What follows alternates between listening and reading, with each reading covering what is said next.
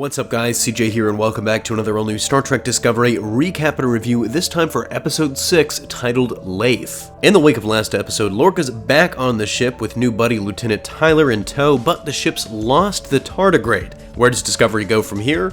Let's jump into a quick recap. Our episode opens on Vulcan, where Sarek and an ensign head out on a diplomatic mission to broker an alliance between two Klingon houses and Starfleet, and so the Vulcans have sent Sarek to determine its legitimacy. But it turns out his ensign is a Vulcan logic extremist who sees humans as inferior and the Federation of Planets as a failed experiment, and injects himself with an explosive substance, severely crippling the ship.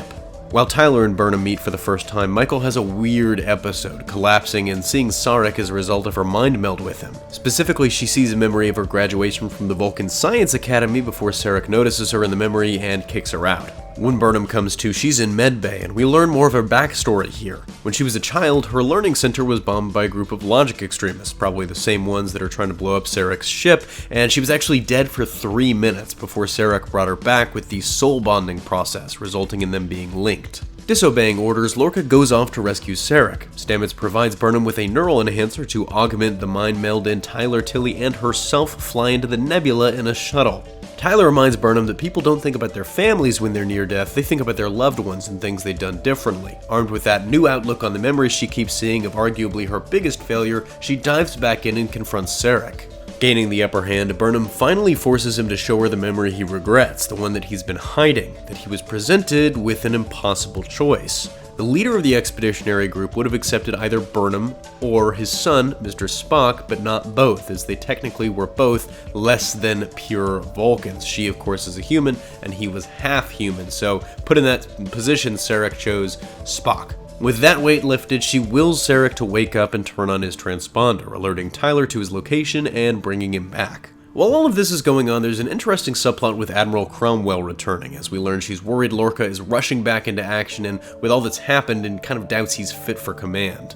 He charms her and the two sleep together, something we're led to believe happened a few times in the past, but when she touches one of his scars while he's sleeping, he jumps up, phaser in hand, aimed right at her head.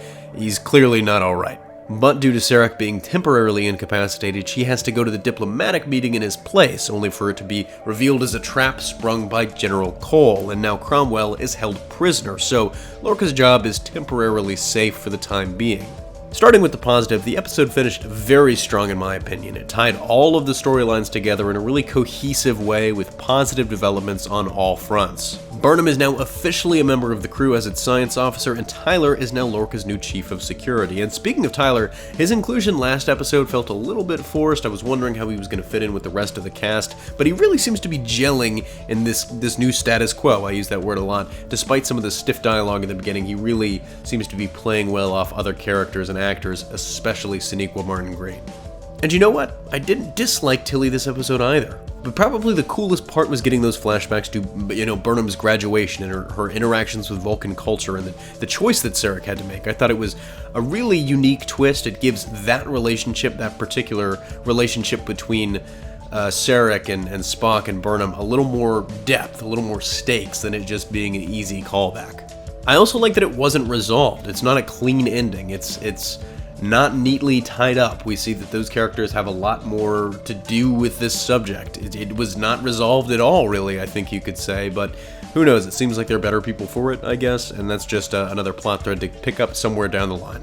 The episode was not perfect, though. Item number 1, anachronous technology, and I'm sure this is one the diehards have been pointing out for basically all 6 episodes so far, but in this one I think it's most blatant. The holodeck stuff really probably shouldn't be there. I mean, if I'm going to play devil's advocate, the concept did first appear in an episode of the animated series, but it's also presented as a little more archaic than something like the Next Generation holodeck. We see that Lorca and Tyler have to carry their guns in. It's not like the guns are also kind of, I guess, replicated in hologram. It's kind of an interesting little choice, but, I don't know. It still just feels a little anachronous to me. And while I like this new and improved, upbeat Lieutenant Stamets, that's going to need much more exploring than just a one-off line about the Lestelium spores changing his outlook.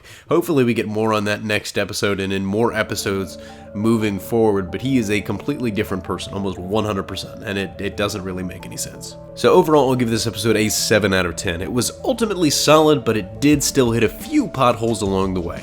Let me know your thoughts in the comment section down below and what you think of the series so far, but that's going to do it for me here. Thanks for watching. Don't forget to smash that like if you like what you saw, subscribe for more great content every single day, and consider turning on your notifications to be alerted every time we upload a new video. For more content, check out our website at hybridnetworkyt.com, and if you love HN and want to take your support to the next level, consider donating to us on Patreon as we strive to bring you the best content possible. Signing off, this is CJ, and I'll see you next time.